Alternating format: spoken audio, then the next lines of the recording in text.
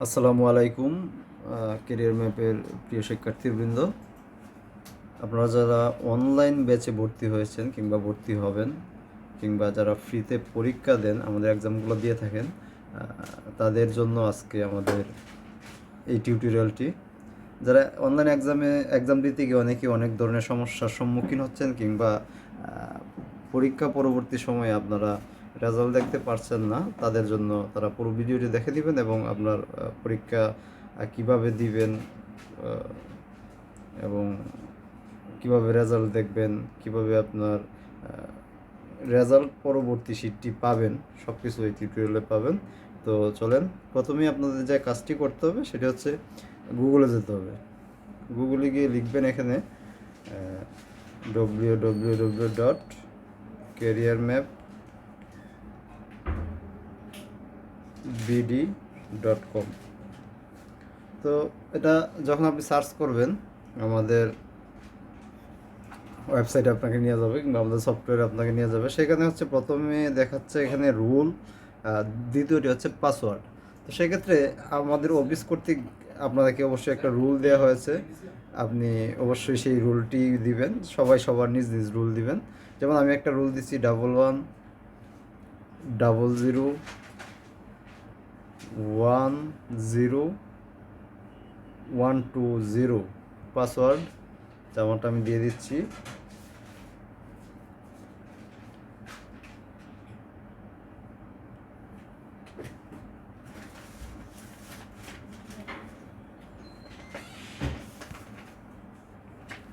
তো এরপর আমাদের ওয়েবসাইটের ভিতরে উপরে একটু খেয়াল করে দেখেন, সেভ পাসওয়ার্ড। আপনি যদি একই মোবাইলে বারবার এক্সাম দেন, সেক্ষেত্রে আপনি সেভে ক্লিক করে রাখবেন। পরবর্তীতে আপনাকে রুল এবং ইউজার আইডি ইউজ করতে হবে না, আপনি অটো সেভ হয়ে যাবে। এই সেভ অপশনে গিয়ে বারবার আপনি এক্সাম দিতে পারবেন। তো এখানে দেখতে পাচ্ছেন আমাদের রানিং এক্সাম কিন্তু একটা আছে এখানে, স্পেশাল মডেল টেস্ট 3। তো সেক্ষেত্রে এই স্পেশাল মডেল টেস্ট 3 হচ্ছে আপনার এক্সাম। এখানে লেখা আছে ক্লিক টু স্টার্ট এক্সাম। আপনাকে মাথায় রাখতে হবে, আপনি যখন ক্লিক টু স্টার্ট এক্সামে ক্লিক করবেন, ক্লিক করার পরবর্তী সময় থেকে এই পরীক্ষার যে সময়টা নির্ধারণ করা আছে এটা স্টার্ট হয়ে যাবে। যখন আপনি পরীক্ষা দিবেন তখনই শুধুমাত্র ক্লিক টু স্টার্ট এক্সামে ক্লিক করবেন। তো আমি এখন পরীক্ষা শুরু করে দিই। ক্লিক টু স্টার্ট অপশনে ক্লিক করলাম। তো আমি এক্সাম স্টার্ট করব কিনা আমাদের ওয়েবসাইট জিজ্ঞেস করতেছে। তো সেখানে আপনি একটু দেখেন, এখানে স্টার্ট এক্সামটা একটু খেয়াল করেন। আমি স্টার্ট এক্সামে ক্লিক করলাম। ক্লিক করার পরে এখানে একটু খেয়াল করে দেখেন, আমাদের ব্যাংকে যারা এক্সাম দেয় তাদের সাবজেক্ট হচ্ছে English, Bangla, mathematics, ICT, general knowledge. এই 5টা সাবজেক্টের উপরেই এক্সাম হয়। তো সেক্ষেত্রে আপনি ডিসাইড করতে পারবেন আপনি কোন সাবজেক্টটা আগে এক্সাম দিবেন। যেমন হচ্ছে আপনি চাইলে ইংলিশ দিতে পারেন, বাংলা দিতে পারেন, ম্যাথ দিতে পারেন, আইসিটি দিতে পারেন, জেনারেল নলেজ দিতে পারেন। তো সেক্ষেত্রে যে যেটা সহজ মনে করবেন সেই সাবজেক্টটা এক্সাম দিবেন। তো সেক্ষেত্রে নিশ্চিতভাবে কেউ ম্যাথমেটিক্স আগে আগে দিবেন না, কারণ ম্যাথমেটিক্স একটা যাই হোক, আপনি চাইলেও দিতে পারেন, তবে ম্যাথমেটিক্স শুরুতে না দেওয়াই ভালো। তো আমি শুরুতেই যাব বাংলা। তো বাংলা দিতে গিয়ে যেমন 1 নম্বর প্রশ্ন আসছে, এখানে আমি একটা, যেমন এটার উত্তর হচ্ছে সন্তানহারা জননীর বেদনা, আমি দিলাম। তো দ্বিতীয়টা যেমন হচ্ছে দেবতার দন কে যায় ফিরে লয়ে, এ বাক্যে দেবতার পদটি। তো আমি এই প্রশ্নটা পারি না কিংবা আমি এখন দিতে চাচ্ছি না, এটাকে আমি লাটারে ক্লিক করলাম। লাটারে ক্লিক করার কারণ হচ্ছে এটা আমার সামনে, আমি যখন একদম শেষ করব এটা পরবর্তীতে আমার সামনে আসবে। আর যদি আমি নেভার অপশনে ক্লিক করি সেক্ষেত্রে এটা আর কখনোই আমার সামনে আসবে না। তো এইভাবে আমি বাংলাগুলা এক এক করে দিয়ে শেষ করে ফেললাম।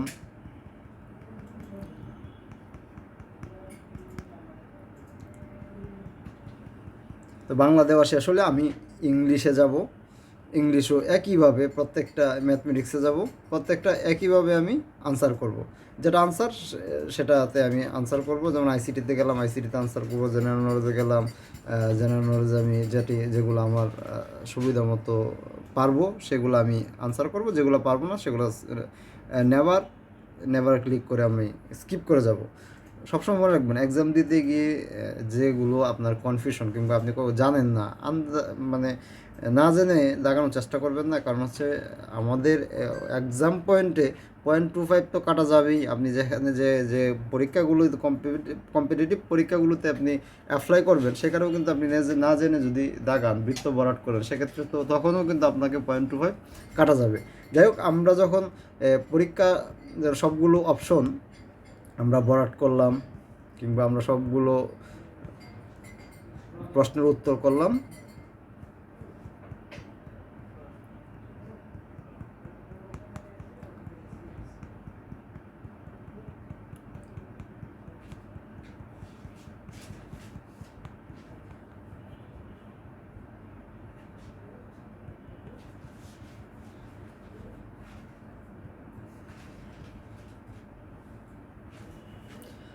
আমি সবগুলো প্রশ্নের উত্তর করেছি। এই যে আমি একটা শুরুতে কিন্তু একটা লেটার দিয়েছিলাম, এটা আমি যখন সব প্রশ্ন 2 নম্বরটা আমি যখন সব প্রশ্ন দেওয়া শেষ করলাম, যেটা দিয়েছিলাম সেটা কিন্তু এখন আমার এখানে শো করছে। আমি চাইলে এটা উত্তর করতে পারি, নাও করতে পারি।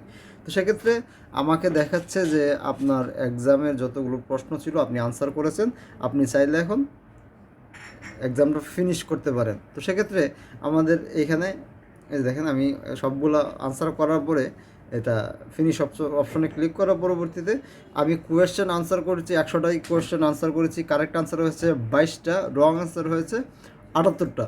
এক্সাম ডিউরেশন ছিল 3 মিনিট 10 সেকেন্ড। টোটাল মার্ক আমি পেয়েছি 2.5। তো সেক্ষেত্রে আমার কিন্তু এক্সাম এই পর্যন্তই শেষ।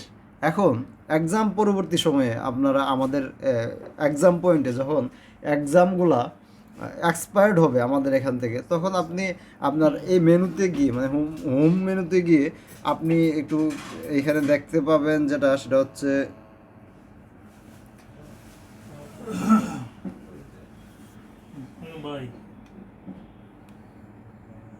মডেল টেস্ট যাওয়ার পরে আপনি আপনার প্রিভিয়াস যে এক্সামগুলো দিয়েছেন, যেমন হচ্ছে এখানে দেখেন এই শিক্ষার্থী এই প্রিভিয়াস এই এতগুলো এক্সাম দিয়েছে, সে চাইলে যে কোনো সময়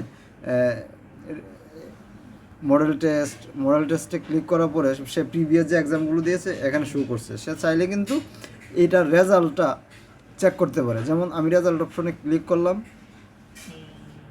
আমি আনসারগুলো চেক করব, চেক আনসার।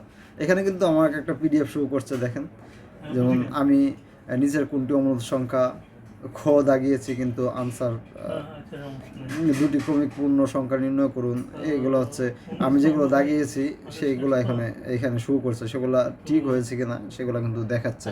তো প্রত্যেকটা এক্সামই আপনারা এইভাবে এমসিকিউ এক্সামগুলো, রিটার্ন এক্সামগুলো অন্যভাবে দিতে হবে, তবে এমসিকিউ এক্সামগুলো আপনার প্রত্যেকটা এক্সামই এভাবেই আপনাদের দিতে হবে।